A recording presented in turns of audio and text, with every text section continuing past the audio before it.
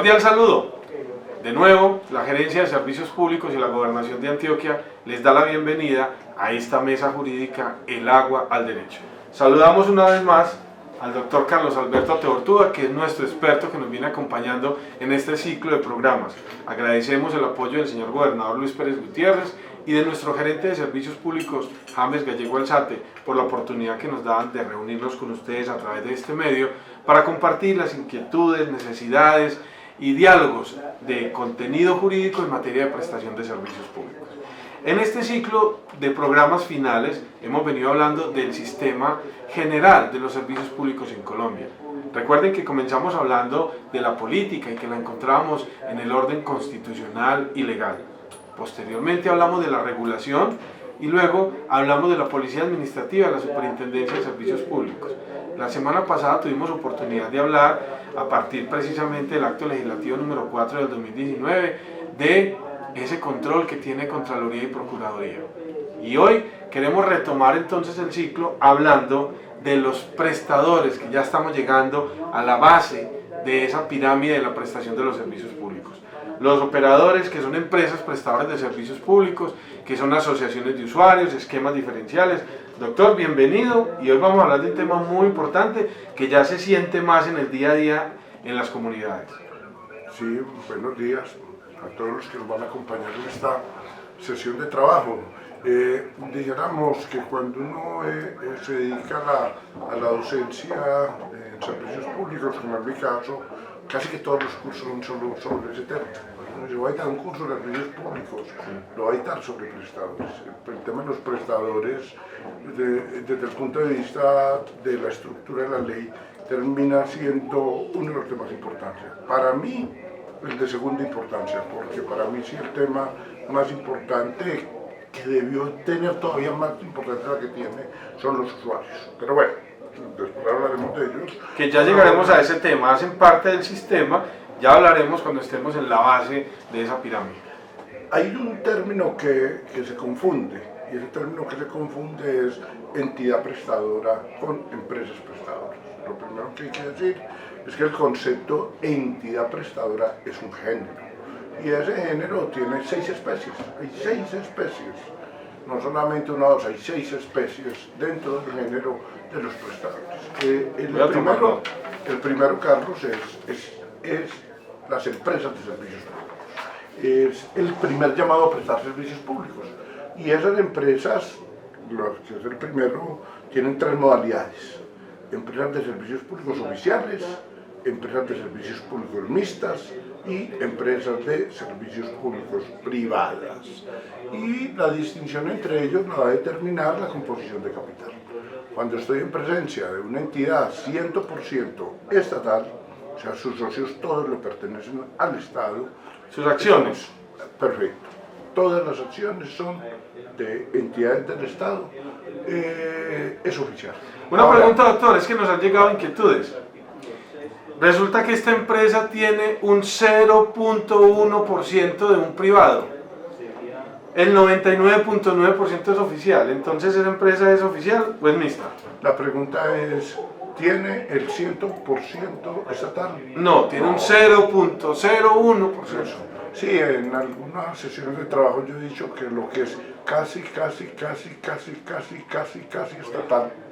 es mixto. Es casi estatal, pero no es estatal. No es estatal. No es estatal. Por lo tanto, ese es casi estatal, pero no lo es. Y va a ser muy importante, ¿por qué? Porque esa va a ser una empresa de servicios públicos mixta, y este es el punto. No es una sociedad de economía mixta. No es una sociedad de economía mixta. Porque, y si fuera una sociedad de economía mixta, donde el Estado tiene más del 90% del capital, se asimila legalmente industrial y comercial del Estado. Cambiaría y se volvería oficial si fuera sociedad de economía mixta. Así lo entendieron muchas personas, muchos organismos de control, incluso lo llegó a entender así el Consejo de Estado. Sin embargo, rápidamente el Consejo de Estado cambió de opinión, en virtud de que la Corte sí aclaró, la Corte siempre lo ha tenido claro. Siempre no me cansaré de decir, quien realmente ha tenido claro en Colombia todo esto siempre es la Corte Constitucional. Los avances, el entendimiento del sector, entender qué es economía social de mercado, qué es competencia, igualdad. Lo entendió la Corte vino y dijo, esa no es lo mismo ser empresa de servicios públicos mixta que sociedad económica mixta. Entonces estamos ahí, oficial. Oficial, 100% capital del Estado. Y ahí hay que tener en cuenta una cosa, es que cuando un socio es un mixto, a pesar de que hay un concepto de la Sala de Consulta y Servicios Civiles del Consejo de Estado que dijo mixtos estatal, y por lo tanto el aporte del mixto se debe contar como estatal, creo que no es acertado ese concepto, creo que tiene razón la Corte Constitucional que viene y dice, aplicando las reglas del Código de Comercio, de que cuando un socio es mixto se refleja su participación pública y privada en la proporción en que la tiene en la nueva sociedad. O sea, un mixto no puede ser socio de un oficial. El solo hecho de que llegue el mixto, ya, pues el mixta, una entidad. Una prueba. Mixto es desde, ya sabemos, tiene una sola acción, ya vuelve la empresa mixta, ¿hasta cuánto es lo mínimo? Y vale la pena hasta el 50. Pero vale la pena, Carlos, que volvamos, que nos quedemos ahí mucho rato. Sí. ¿Por qué? Porque muchas empresas del país decidieron ser mixtas y no tienen ningún interés de privatizarse, no quieren ser mixtas en el sentido de que no quieren capital privado. Sin embargo, una vez entró en vigencia la ley 142, que empezamos a hacer matrices de diferenciar naturalezas jurídicas de la ley jurídico, llegamos a una conclusión, y es que el mixto tiene unas condiciones mucho más favorables de existencia que un oficial. Y muchas empresas muy valiosas del país, una que cito casi siempre, Aguas de Manizales, la empresa de Energía Pereira, la CHEP, todas las del grupo PM, con excepción de empresas públicas de Medellín, todas son mixtas. Y cuando usted va a ver cuál es la mixtura, encuentra que no tienen mayor participación privada. Y entonces, ¿y para qué la volvieron mixtas si no había participación privada? Es porque si es empresa de servicios públicos mixtas, entre otros temas, hay temas presupuestarios de por medio también, pero el tema central es el laboral, por el solo hecho de que haya una acción privada, todos los trabajadores pasan a tener la condición de particulares, todos. Contrato de trabajo. Incluido el gerente. Y para mí en un momento como este, hoy, probablemente ya cuando las personas nos estén escuchando haya pasado este momento, en un momento político como el que estamos a punto de hacer unas elecciones, a mí me parece lo más conveniente que las empresas sean mixtas. ¿Por qué? Porque cuando son mixtas, el gerente y la alta dirección están vinculados en un contrato de trabajo. En otras palabras, no son empleados del riesgo, no permiten renunciar. Por lo tanto, no entran en la componente política, no entran en la coalición, o por lo menos no directamente. Y es muy remoto. Y cuando llegan alcaldes, en el país se ha presentado, me ha tocado ya 3 o 4 meses de experiencia, que se posicionan alcaldes de ciudades grandes, y cuando llega con la expectativa de que va a cambiar el gerente de los servicios públicos. Y que va a cambiar a todo el mundo, y va a cambiar toda la alta dirección. Cuando llega se da cuenta que no, que ese es un señor que es un particular, que tiene un contrato de trabajo, que lo podría cambiar, pero que lo tiene que indemnizar. Y que pues si bien no hay un problema fiscal en que echase uno, no puede echarlo a todos. No se va a dar esa pela de indemnizar un grupo significativo de personas, además que tiene unas asignaciones salariales que pues, vale la pena. Y eso les daría un carácter más técnico que político a estos empleados también. ¿Cómo tiene que ser? Y tienen un conocimiento especializado que reemplazarlo tampoco es fácil. Y entonces es llegar un alcalde a cambiar toda una planta de una empresa de servicios públicos, planta de personal, y luego cómo va a funcionar esa empresa. Como tiene que ser. El sector de los servicios públicos es un sector técnico. Y todos debemos dedicarnos un poco a manejar técnicamente las áreas donde estamos. Los abogados estudian nuestro derecho, los ingenieros dedicarse a sus actividades. Pero bueno, lo primero que entonces hay que decir es, hay una primera categoría. Esa primera categoría de un género. El género se llama entidades prestadoras.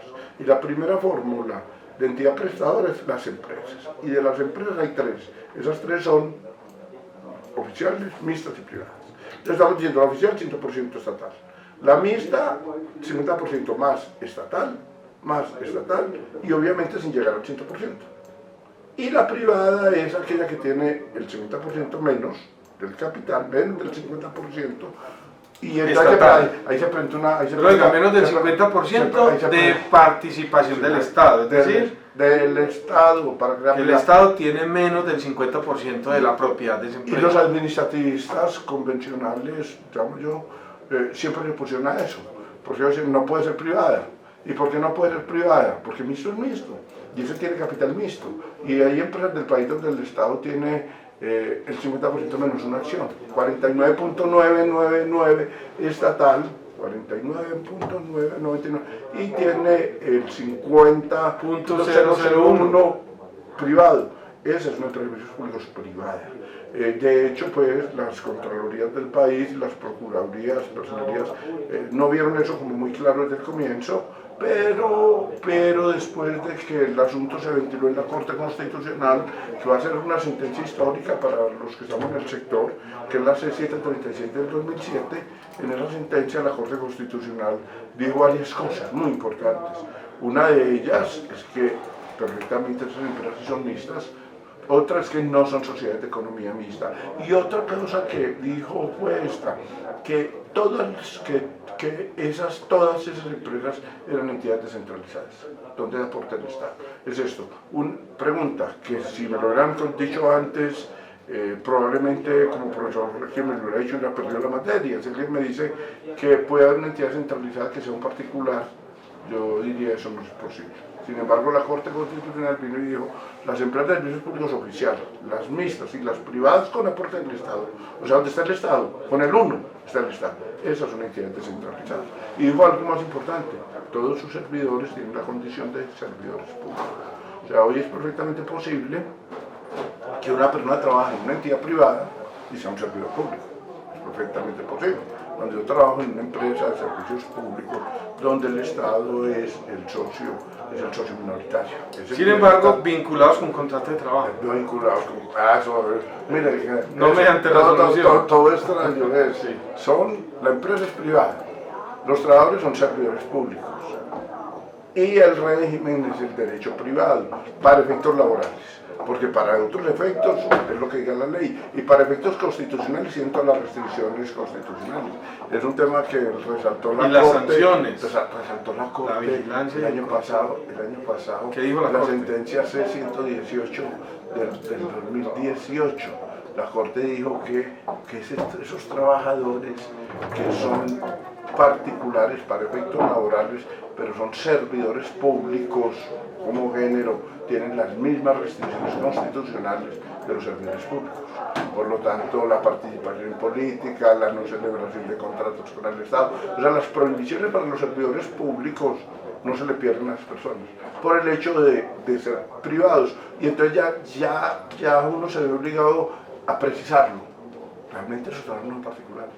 Realmente son servidores públicos sometidos al régimen laboral. Y se subraya ya, laboral de los particulares, no otros regímenes. Ahora, entra en juego siempre el régimen disciplinario. Creo que quien con mayor claridad ha tratado del tema disciplinario es el magistrado Carlos Gaviria Díaz, pues, es la persona tal vez que académicamente yo más admiré en toda mi vida y que tiene unas sentencias magistrales, cuando fue magistrado de la Corte, además un docente de una trayectoria muy importante. Y el doctor Gaviria vino y explicó claramente que el régimen, diferente a lo que pasa con el control fiscal, que hace la Contraloría, que es de rango constitucional y que es autónomo, el régimen disciplinario no es autónomo. El derecho disciplinario es un capítulo del derecho laboral. Y como es un capítulo del derecho laboral, cuando uno dice que los trabajadores se someten a las reglas del derecho privado, lo que está diciendo es que en materia disciplinaria se les aplica el Código Sustantivo del Trabajo y más concretamente el Reglamento Interno de Trabajo. Entonces los trabajadores son servidores públicos, sí, pero sometidos al control de la Procuraduría y la Personería, no. Tema bastante discutido. Sin embargo, la Corte Constitucional, en la sentencia C338 del 11, apunte, que es muy importante, C338 del 11, y la tenés que apuntar porque esa es la que te va a hacer el examen. La Corte dijo que esos trabajadores, dijo la Corte, los servidores, la Procuraduría y la Personería vigilan los servidores públicos. Esos trabajadores son servidores públicos. Sin embargo, no puedo decir que la Personería y la Procuraduría los vigila por esta razón, porque ellos son servidores públicos con naturaleza y régimen jurídico especial. Y entonces la Corte le pregunta, ¿y en qué consiste el régimen jurídico especial de ellos? Que les aplica el Código Sustantivo del Trabajo, que no le aplican las mismas reglas. Y como el capítulo laboral es parte del Código se fue con su régimen laboral. Obviamente la Procuraduría podrá de todos modos intervenir en ese tipo de empresas, pero solo cuando ellos están ejerciendo función pública, y ese será un tema de los temas finales que tendremos que abordar. ¿Y en materia penal? Y en materia penal Ahí aplica sí el Código Penal. Y en el artículo 20, que hay que mirarlo con juicio, el 20 del Código Penal dice que para efectos penales es servidor público el particular que hace dos cosas. El particular que ejerce función pública, no que presta servicio público, sino que ejerce. Ese serían los funcionarios. Pero lo meto como particular. No los servidores. No, eso sí. Para efectos penales, Sí. es servidor público el particular. Ya. Pero no todo particular. Un particular que cumpla dos condiciones. Uno, que ejerza funciones públicas. O dos, que maneje recursos del presupuesto. Entonces, cuando uno presta servicios públicos, por ejemplo, uno resuelve un derecho de petición, uno expide un reglamento del servicio, uno ordena la suspensión, eso es función pública. Las cinco claves son suspender el servicio, cortar el servicio, terminar el contrato, negar el servicio o darle respuesta a una PQR. En el ámbito de los servicios públicos solo se puede hacer a través de actuación administrativa, que muchas empresas no lo hacen. Y que creo que alguno de nosotros, tremendo, que no lo haga, pueden inaugurar la doctrina constitucional con él. Es terrible cuando eso pasa, ¿no es cierto? Creo que eso hay que ponerle cuidado, porque el hecho de que las empresas sigan suspendiendo el servicio por el solo hecho del no pago, o que nieguen el servicio con una cartica diciendo, señor, no es mi ámbito de prestación, no. Cuando una empresa, un usuario le pide servicios y la empresa lo va a negar por cualquier motivo, tiene que dictar un acto administrativo susceptible de ser recurrido tanto en reposición como en apelación. Mandato legal 152 y siguientes, 153 y 154 de la ley 142. Entonces, en los casos, las empresas están ejerciendo función administrativa y los servidores de esas empresas, todos los casos que ejercen función pública. Ahí están ejerciendo función pública. O que esté manejando recursos del presupuesto, cuáles subsidios, contribuciones, eso es muy importante. Y creo que las empresas privadas y las comunidades organizadas y las cooperativas, y ahí tenemos una pregunta, Carlos, como la has hecho varias veces, tenemos que darle un tiempo aparte, la pregunta que hicieron es, se trata de una comunidad organizada, tiene que reportar cuentas ante la Contraloría General de la República, claro. Esta es una pregunta que nos hicieron ustedes a través de un correo. Claro que tiene que reportar. ¿Por qué? Porque es que está manejando recursos del presupuesto. Es que el control fiscal no se ejerce solo sobre la administración pública, también se ejerce sobre los particulares, que administran recursos públicos. No, ahí, Carlos, ahí vamos a tener que hacer una distinción un rato. Y es que hay tres particulares que son distintos y la persona tiene que tener claramente metida en la cabeza. ¿Qué son cuáles? Uno, el que presta servicios públicos. Y ese particular que presta servicios públicos, por el solo hecho de prestar servicios públicos, ni administra recursos del Estado ni hace función pública. Es prestador de servicios. Y a ese lo vigila la super de servicios públicos. Sí. Y puede todo lo particular que quiera. Esa comunidad organizada, esa cooperativa que nos está consultando, esa cooperativa que nos está consultando con independencia a que evidentemente es una entidad privada, se somete en cuanto al servicio que presta a la vigilancia de la super, y la super jamás se pregunta para aplicar el derecho, ¿es público o es privado? Es prestador de servicio. Claro. Y yo lo vigilo. Dos, pasamos al segundo, particular que ejerce función pública. El particular que ejerce función pública es distinto. Y es un particular que ejerce prerrogativas propias del Estado. Es un particular que está en condiciones de dictar actos administrativos o de llevar registros. El ejemplo típico que vamos a tener siempre va a ser cámaras de comercio, notarios, va a ser, y aún empresas de servicios públicos. Pero las empresas de servicios públicos no ejercen función pública, sino en casos muy especiales. Por ejemplo, en los 5 casos que de acuerdo con el 154 requieren dictar acto administrativo. Importante, lo controla la Procuraduría. Y lo conectamos es por eso, porque estamos hablando del régimen disciplinario de esa empresa. Entonces dice, uno es el particular que presta servicio público y eso le interesa a la super. Otro es el particular que ejerce función pública y ese ya no le interesa a la super, sino a la Procuraduría. Y 3, particular que administra recursos públicos. Ahora, en la Constitución, y es un tema que la semana pasada comentábamos ese es un tercer particular, siempre había una duda. Y cuando uno hablaba con la Contraloría, los particulares venían y decían, la Constitución prohíbe, pero la Constitución ordena que me controlen a mí como particular que administro recurso público. Pero entonces seguía venir la pregunta, ¿qué es recurso público? Y entonces decían, es que eso no es un recurso, yo manejo un bien público. O yo manejo un fondo público. Es muy importante que la nueva Constitución trató de evitar eso. ¿Y qué dijo? Es controlable por la Contraloría el particular que gestione o administre, ¿qué? Bienes, recursos o fondos públicos de cualquier naturaleza. Y eso era con el fin de impedir que usted viniera a decir, que era bastante común, porque tocaba mucho eso, que viniera a la Contraloría y uno le dijera, pero es que yo no estoy manejando recursos públicos, yo lo que estoy manejando es bienes públicos, o yo lo que estoy manejando son fondos públicos, ya no, ya todo, sea cual sea la denominación. Entonces el interés para esos particulares que administran recursos públicos. Esos son otros, y eso le interesa a la Contraloría. Entonces igual los tres organismos de control. ¿Por qué? Porque es por el servicio público, la super, sí. Por la función pública, la Procuraduría y la Personería, y por el recurso público, la Contraloría.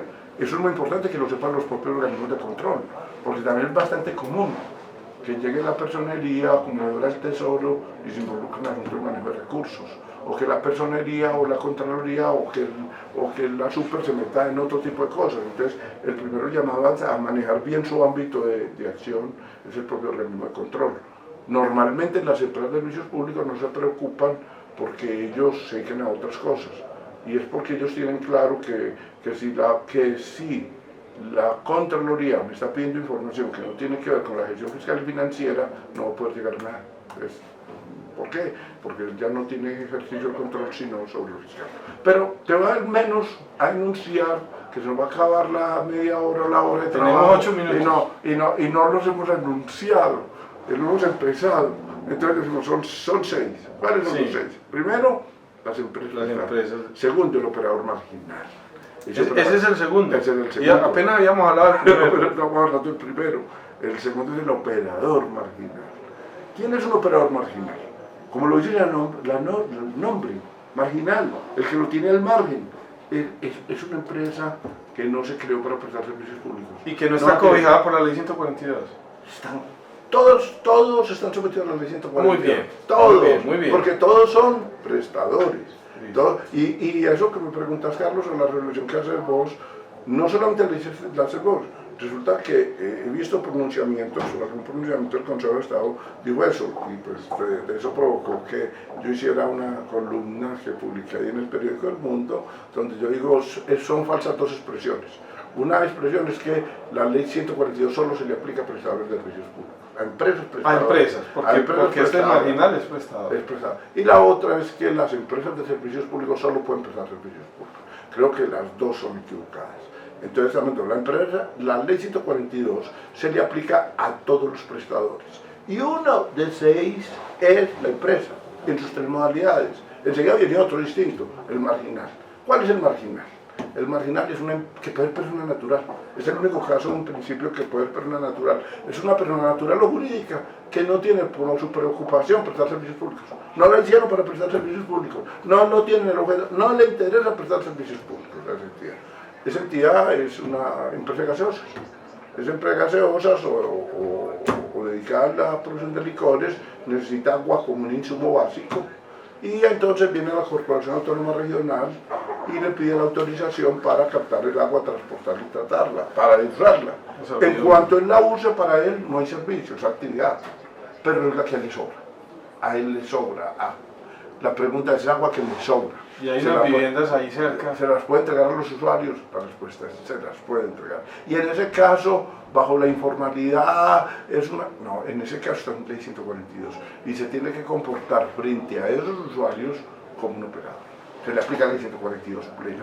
Salvo que no tiene que ser SASP, no tiene que ser empresa de servicios públicos, pero con los usuarios tiene que tener contrato de condiciones uniformes, tiene que garantizarles acceso al servicio, tiene que garantizar indicadores de calidad. Tiene que registrarse ante la Super y ante la CRA. Claro, es un prestador. En mi opinión no tiene ninguna diferencia con otro prestador. Es un prestador y no tiene que ser. Durante algún tiempo en algunas de las sucesionales de la superintendencia dijeron que todo el que prestaba servicios públicos tenía que volverse un SASP. Eso no es correcto, la luz de la ley 142. Dejémoslo ahí. Vamos al tercero. El tercero son los municipios. Claro. Los municipios. Y ese es un caso pues ya muy particular, que salen muchas consultas sobre él. Ese solo entra como operador de último recurso, es decir, cuando no hay más quien, y siempre cumpliendo el procedimiento del cesto. Tiene que invitar a que alguien aparezca. Ahora, es claro que cuando el cesto, y estamos hablando de los municipios, son los municipios, no las entidades municipales, no una empresa industrial y comercial del municipio, y mucho menos una empresa de servicios públicos. Cuando la empresa que presta el servicio público es una entidad descentralizada del municipio, llámese empresa de servicios públicos, el prestador en principio no es el municipio. Ahora, la entidad municipal.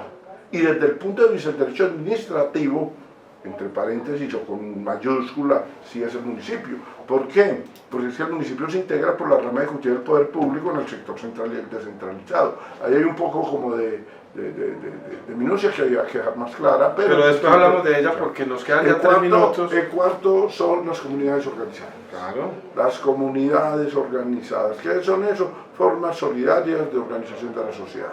Cooperativas, precooperativas, asociaciones de usuarios. Esas pueden prestar el servicio. Juntas de acción comunal. Y no necesitan ser SASP. Y pueden prestarlo. La sentencia es la 741 del 2003. Esa sentencia la deben de leer todas las comunidades organizadas. ¿Por qué? Porque a pesar de que a mí no me gustó, yo alabo todas las sentencias de la Corte. Hay algunas que tienen, pues particularmente, estando dedicado al sector, pues puedo no coincidir en opinión. O eso no quiere decir que ni la enseñen ni crea que es obligatoria. Es muy obligatoria, hay que enseñarla. Sin embargo, yo pienso que la comunidad organizada, esa es una forma excelente de la sociedad. Y son unos copropietarios del sistema, y no propiamente son prestadores. Sin embargo, la Corte en esa sentencia dijo nada. Ese es un prestador común y corriente y se registra ante la super y cobra tarifas pequeños corrientes y se le aplica la ley 142. Tal vez en uno de los primeros textos que yo hice, por ejemplo en el 94, dije que no le aplicábamos la ley. Nos quedan 3 minutos y nos faltan 2. Nos quedan 2, simplemente por enunciar. El quinto es unos que se llamaban operadores transitorios. En estos días, cuando entró en vigencia la reforma de la Contraloría, yo siempre señalaba eso, en todos los procesos que yo he trabajado de normas, siempre cuando está dentro de la norma, lo último decimos, ¿y qué va a pasar el otro día? Y entonces tenemos que hacer régimen transitorio. Ese régimen transitorio, ¿quiénes son? Serán operadores que venían establecidos antes de entrar en vigencia la ley 142 y que los cogía el otro día con otra forma de organización, establecimientos públicos sobre todo. PM, por ejemplo, un establecimiento público. Entró en vigencia la ley 142. Al otro día, ¿tuvo que volverse ASP? No, tiene un plazo. Normalmente la ley vino y dijo, tiene un plazo de 2 años. Y eso luego lo prorrogaron. Sí, claro, después se prorrogó en la ley 289. En la ley 289 se prorrogó el plazo. Bueno, nos queda un minuto para que hablemos de las empresas industriales y comerciales del Estado, que solo se pueden generar si se trata de entidades que venían preexistiendo a la ley 142. Entonces, ¿qué dijo la ley 142? Si existe un establecimiento público o cualquier otra forma de organización empresarial, entrar en vigencia la ley 142, tiene que transformarse en empresa de servicios públicos. Bueno, pero ¿qué pasa si los dueños no quieren? El municipio de Medellín no quiere, el municipio de Cali no quiere, Ecopetrol o Telecom no quiere, que viene y le dice la ley, transformas entonces en industrial y comercial del Estado, que fue lo que pasó en Medellín con empresas varias de Medellín y con empresas públicas de Medellín. Y la próxima emisión vamos a avanzar un poco en detenernos en este esquema importante de quiénes son las entidades prestadoras. Hoy vimos 6, pero ya ustedes se pueden dar cuenta de todo lo que podemos conversar acerca de cada una de ellas, del régimen legal aplicable, del régimen laboral, del funcionamiento, si expiden o no actos administrativos. Nos vemos en la próxima emisión de El Agua al Derecho. Un abrazo para todos. Antioquia piensa en grande.